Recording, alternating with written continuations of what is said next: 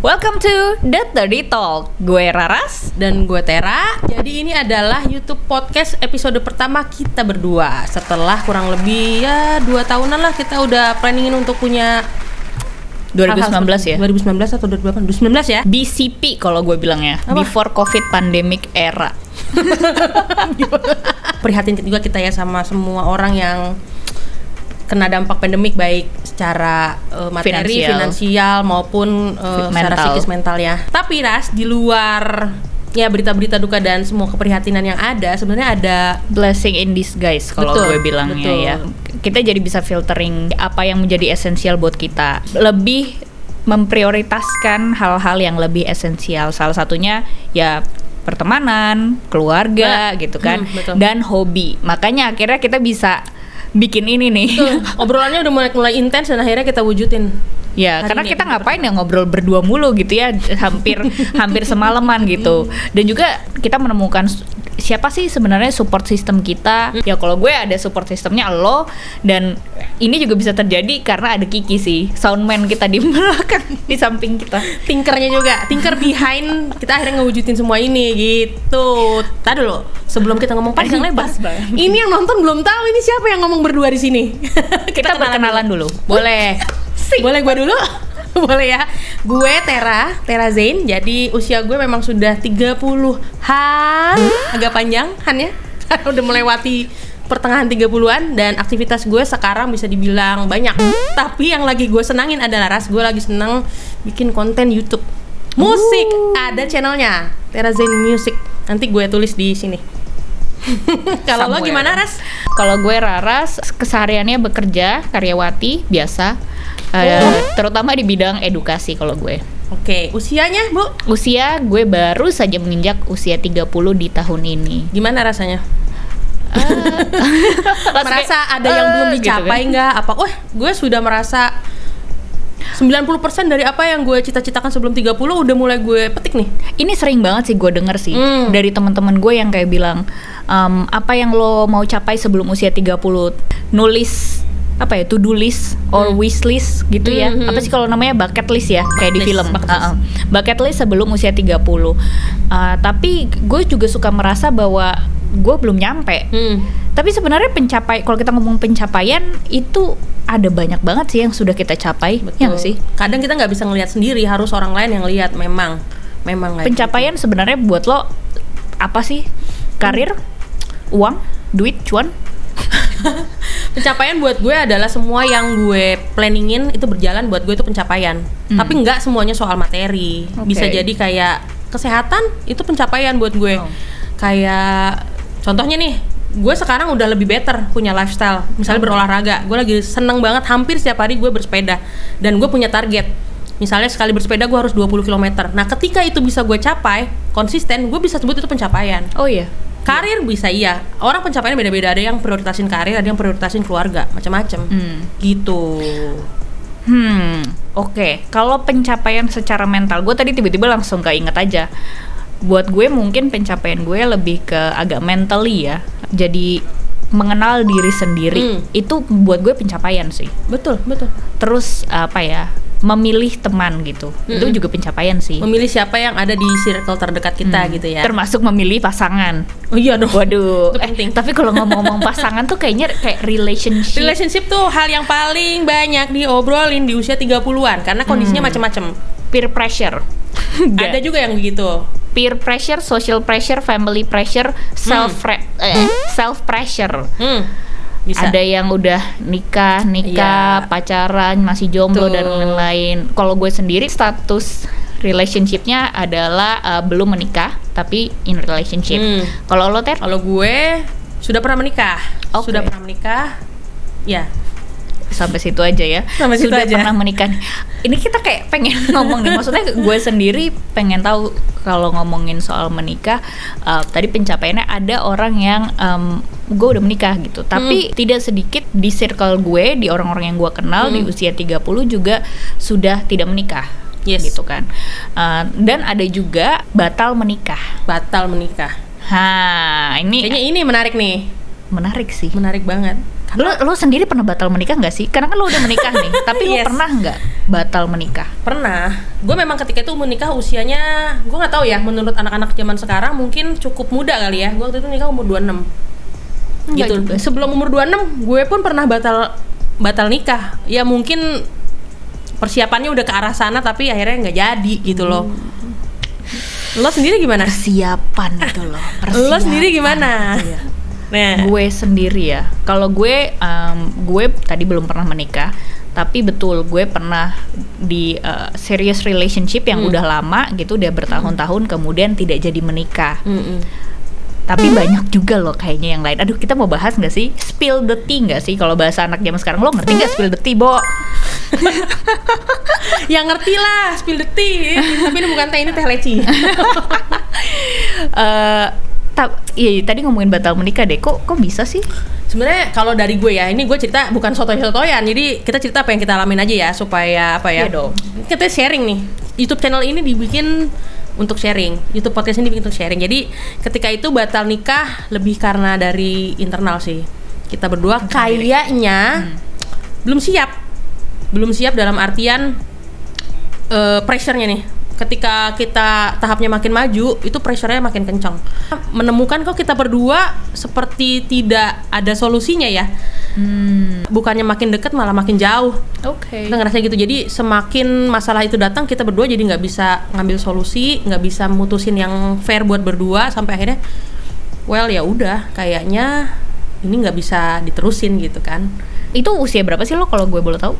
Itu muda banget ya, waktu gue di relationship yang lama banget itu kalau nggak salah umur gue baru 23. Karena gue udah punya cita-cita nikah muda memang. Oh, oke. Gue punya cita-cita nikah muda supaya ketika gue 35, 40 gue bisa ke bioskop sama anak-anak gue, kurang lebih kayak gitulah cita-cita. Nah ini pencapaian yang nggak tercapai sebenarnya. Iya sih. Gitu. Iya, oke. Tapi kan bisa ke bioskop sama teman-teman. Oh iya, nggak circle. Tapi bisa ke bioskop nggak? Nggak Masalahnya bisa sekarang kita nggak bisa. Sekarang nggak bisa. Nontonnya di laptop gitu. Tapi memang pressure ketika mau menikah itu banyak ujiannya itu bener Ras. Karena ketika akhirnya gue memutuskan menikah dengan relationship yang akhirnya berhasil menikah ini, memang itu gue rasain pressure-nya kencang banget. Kalau pasangan ini nggak punya connection yang kuat, nggak punya toleransi yang tinggi, bubar. Gue bilang gitu karena nggak cuman cinta buat gue semu.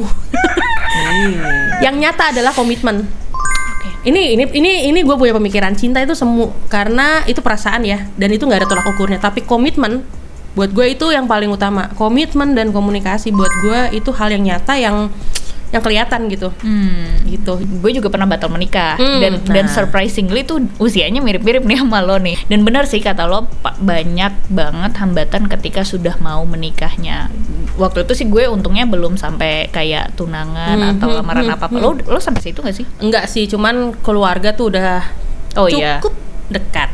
Kalau di sisi gue, kalau di pengalaman gue adalah ya hampir sama tadi internal. Kenapa tuh? Dari gue sih yang gue tahu, tapi gue nggak tahu kalau dari orang lain gitu kan, maksudnya dari apa ya namanya ya, pasangan lo apa? Nggak mau disebut pasangan gue gitu ya, maksudnya orang satu lagi gitu kan ya itu ya. Oh iya, jangan sebut pasangan kan. Oh iya. Ya gitu kan, mantan pasangan gue gitu ya pada saat itu. Karena gue juga sadar di usia gue 24 gue belum dewasa gitu, dan mungkin pada saat itu juga gue tidak melihat mantan pasangan gue itu sudah dewasa. Gue pada saat itu berpikir gue belum mendapat pencapaian gue nih sebelum gue menikah, karena mungkin di saat itu pemikiran gue adalah ketika seseorang menikah itu berarti there is something that I have to let go, kayak ada a part of me yang I will have to let go. Apa ya bahasa Indonesianya, kayak korbanin. Ada pengorbanan yang harus gue lakukan. Dan mungkin memang benar pasangannya belum tepat. Gue inget satu kata yang gue bilang sama mantan pasangan gue waktu itu ketika kita berdua memutuskan untuk tidak bersama. Itu adalah gue bilang gue pengen egois. Dalam artian I want to focus on myself first gitu. Kalau bahasa zaman sekarang self love ya. Iya, mungkin. Self love itu agak selfish, tapi nggak apa-apa, nggak ada yang salah kok. Iya. Tapi sebetulnya ya, gue tuh jadi baca-baca artikel gitu loh. Ada nggak sih orang-orang yang kenapa sih 30-an zaman sekarang nih, generasi sekarang, generasi gue gitu ya, itu memutuskan untuk menunggu menikah sampai di usia 30-an. Ternyata memang ada juga orang-orang yang punya alasan-alasan tertentu. Kalau gue kemarin sempet riset sedikit nih sebelum gue ketemu sama lo. Kita contek aja di laptop ya. Yang pertama tuh hampir sama kayak gue nih. I wanted to put myself first. Kayak gue pengen fokus sama diri gue dulu deh, sebelum gue bisa buat orang lain. Terkesan selfish atau egois, pembelaan gue harus paham diri gue dulu nih. Betul. Sebelum gue bisa pahamin orang lain. Betul. Setuju nggak lo? Maksudnya gue salah nggak sih? Nggak ada yang salah sih menurut gue. Ada yang emang pengen ya udah kita sama-sama belum mature, kita tumbuh bareng lah, kita tumbuh bareng dari muda sampai tua gitu. Kita kenalannya setelah menikah, itu juga nggak ada. Menurut gue nggak ada yang salah, nggak ada yang salah dalam relationship karena tolak ukurnya juga nggak ada. Ya memang sih. Ya kan sekarang juga banyak kasus yang nikahnya muda baik-baik aja, nikahnya muda ada yang terus pisah. Jadi sebenarnya nggak ada tolak ukur. Ya, gitu. Nikahnya udah tua juga setahun hilang gitu kan. Kayak Kim Kardashian gitu kan, yang cuma 28 hari kalau nggak salah. Betul. Makanya tuh gue punya rumus sendiri buat diri cinta bisa pudar gitu. Lo bisa ilfil kapan aja gitu, perkara naro sikat gigi misalnya. Tapi yang namanya komitmen dan komunikasi itu mutlak buat gue, kayak itu ada tolak ukurnya dan itu kayak rumus buat gue. Komunikasi kayaknya memang paling utama sih. Yes. Karena kayaknya ketika seseorang, salah satu dari it takes two to tango kalau bahasa Inggrisnya ya. Kalau dalam hubungan kan soalnya ada 2 orang nih. Betul. Dua-duanya harus ada komunikasinya. Karena kalau nggak ada ya udah pergi aja bukan hubungan masing-masing namanya, ya gitu kan. Kagak ada jembatannya betul. gitu. Lanjut ke poin kedua, di usia 20-an gue balik lagi sih, belum mencapai pencapaian gue ya.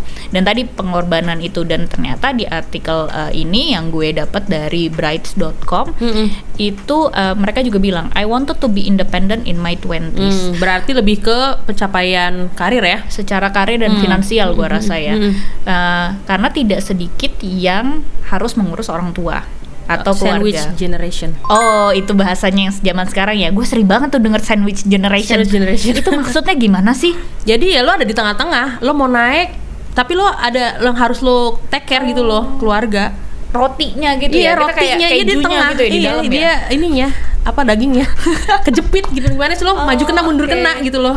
Sandwich generation.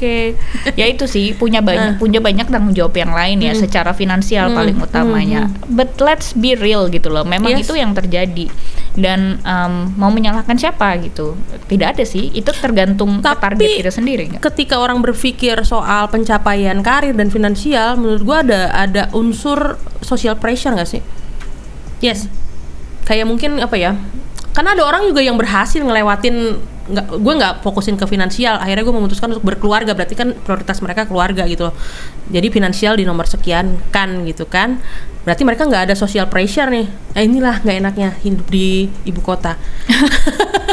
Kenapa tiba-tiba jadi gitu? Berarti kita yang salah ya sebenarnya. Nggak berarti memang ada social pressure karena kita jadi memprioritaskan karir, nggak sih? Nggak ada yang salah nih, ini nggak ada yang salah yang benar ya. Gue ini kan orang punya pandangan beda gitu kan. Berarti lo memang orang yang melihat gue harus jadi seseorang dulu, ya nggak? Sebelum gue ada tahapan kehidupan gue yang lainnya, yaitu berkeluarga misalnya. Gue seperti melihat ada benang merahnya sih dari 2 poin yang barusan kita udah ucapin. Balik lagi lebih ke fokus pada apa yang kita inginkan atau kita capai. Tadi kalau pertama apa sih namanya? I wanted to put myself first ya. Itu tadi kan berarti dia kayak self-center is a good word kok sebenarnya, tapi juga kan banyak yang bilang kayak egois. It's okay. Yang kedua, I wanted to be independent in my 20s. Tidak salah sih menurut gue. Nggak salah sama sekali. Dan gue rasa pasti banyak juga yang relate gitu ya soal ini. Gue pengen berhasil dulu deh gitu. Soalnya selama ini gue selalu bergantung sama orang tua. Nanti apakah mungkin ada orang-orang yang berpikir gue nggak mau keluar dari orang tua terus gue langsung bergantung lagi sama pasangan gue, suami ataupun istri. Nah, pilihan orang. Yang ketiga ternyata I learn what it meant to be in a partnership. Nah, ngomong relationship sama partnership itu sebenarnya ternyata jujur nih, gue pas lihat artikel ini gue kayak gitu, kayak mind blowing banget. Karena partnership is a nice word. Ngomong apa sih partnership sebenarnya? Kerjasama ya. Kerjasama. Contohnya ya, kekerjasamaan ya. Itu yang tadi lo bilang, komunikasi, adanya kerjasama antara dua orang. Kalau ya relationship itu kayak cuman love, hubungan, ya love gitu kan hubungannya. Tapi partnershipnya tuh kayak visi misi gitu kan. Visi, betul. Visi misi foya gitu. Visi misinya harus ada partnershipnya. Ini yang terakhir ini menurut gue ini jawaban paling kunci nih. Partnership, karena tadi gue bilang kan, cinta bisa pudar kapan aja, itu masalah hati itu bisa goyah kapan aja lah. Tapi ketika lo berpartner itu soal visi misi foya-foya itu itu ngunci jadi sebuah komitmen. Kalau kita ngomongnya gini nggak sih? Saling melengkapi. Ini ada lagi nih Ras, ini gue tidak menggurui ya, tapi gue kadang-kadang terlalu deep mikirin sesuatu, jadi akhirnya gue bilang gini, kan dua manusia kalau disatuin ada ego satu, ada ego dua. Gue bilang kalau lu bersatu ketika lu memutuskan untuk ke jenjang yang lebih serius, itu bukan menyatukan. Karena kalau disatuin nggak mungkin ketemu nih, batu sama batu, api sama api. Tapi yang lu lakuin adalah mempertemukan. Karena mempertemukan tuh kayak gini, nggak. Ya soalnya kalau cuman gitu doang kayak gini. Yang lobang kita tutup, ya kan? Ini mempertemukan, bukan menyatukan. Kalau menyatukan kan seolah-olah memaksakan kan. Kalau mempertemukan kan kayak apa yang ketemu aja. Kalau yang nggak ketemu ya nanti kita bahas. Gitu. Itu berarti balik lagi ke soal fondasi ya. Tadi ada yang orang memang memutuskan untuk lanjut ke arah apa ya namanya, ke langkah yang lebih serius gitu ya. Apapun itu menikah atau berpartner gitu ya. Karena kan sekarang udah beda-beda dong. Setiap negara juga beda. Kebetulan di Indonesia harus menikah gitu kan. Partnership. Tadi fondasinya itu beda-beda. Ada yang fondasinya cinta, ya bisa aja betul, tapi kurang gitu kan istilahnya. Pasti tidak hanya itu, ada juga yang fondasinya ya religion gitu ya, agama. Ada juga yang fondasinya ya keluarga gitu kan. Dia melengkapi keluarga saya melengkapi keluarga dia, kira-kira begitu. Terus satu lagi sih yang gue sangat setuju sama apa yang kita obrolin hari ini adalah fondasinya adalah saling menghargai sih. Oh iya, toleransi, saling menghargai. Karena ya kalau tanpa itu nggak akan pernah ketemu, mau satu agama, mau satu cinta gitu kan, segalanya udah sama nih, tetanggaan gitu kan. Betul. Ini sebenarnya ada poin-poin, ada 3 poin lainnya, tapi kira-kira hampir sama sih. I want to pursue my dreams gitu ya, impian tadi, pencapaian di 20. We both became more secure. Jadi dua-duanya harus secure dulu secara, bisa jadi secara finansial atau secara maturity, secara mental gitu ya. Dan yang terakhir adalah menggunakan usia 20-annya untuk figure out what I really wanted. Ini juga kayak gue kayak ngerasa oh iya sih gitu kan. Lo ngerasa nggak sih? Enggak sih, ketika itu gue nggak terlalu mikir jauh ya. Gue orangnya ini aja, let it flow aja. Maksud gue nggak, mungkin gue ketika di 20-an gue nggak sedip itu berpikir soal apa yang gue mau.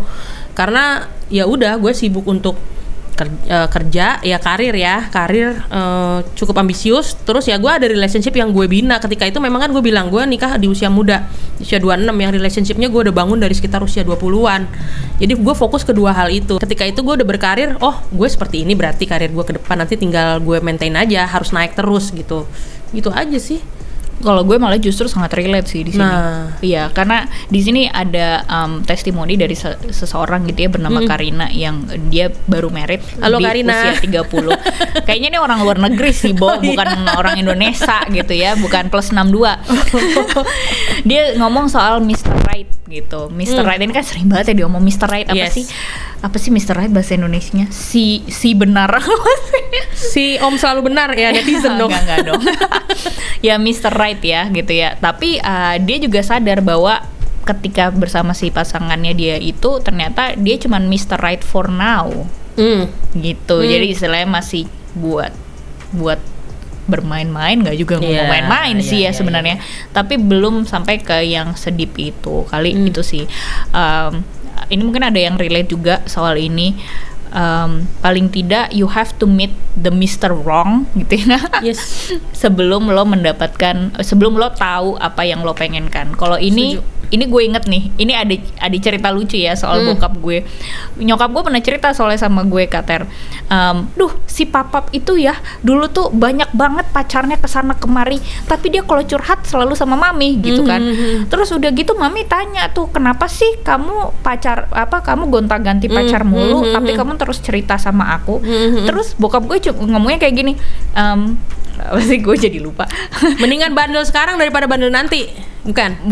Dia bilang gini, loh, aku kan cuman ngetes apa benar kamu orang yang paling pas buat aku. Cailah. Tapi emang ada ungkapan tadi buaya juga banget tuh. ya. Mendingan buayanya pas muda daripada pas udah nikah. Ada mendingan nggak gitu. Buaya sama sekali sih mungkin ya. Kalau relate ke sini kan mendingan ya lo mau jadi apa sih nanti usia ya sebenarnya memang benar-benar cari apa sih ya, mengenal diri lo sendiri sih kelihatannya. Itu tadi ya poin-poin kalau dari yang artikel yang gue baca. Seru menarik. sih sebetulnya. Nanti kita taruh link yang tadi kita baca ya di description ya, biar teman-teman bisa lebih dalam lagi baca. Ini kan tadi kita gabung sama experience kita berdua gitu. Gitu. Tapi itu tadi kita baru ngomongin soal batal menikah karena alasan internal. Nah, yang tapi kayaknya orang tuh gagal menikah nggak cuma itu doang, coy, alasannya. Banyak, ada karena yang lain-lain kan. Coba deh, ini segmen kedua nanti kita akan ngomongin apalagi sih faktor yang bikin membatalkan pernikahan. Wah, menarik orang banget tua misalnya. Oke. Selingkuh. Lanjut ke segmen kedua. Segmen berikutnya dong.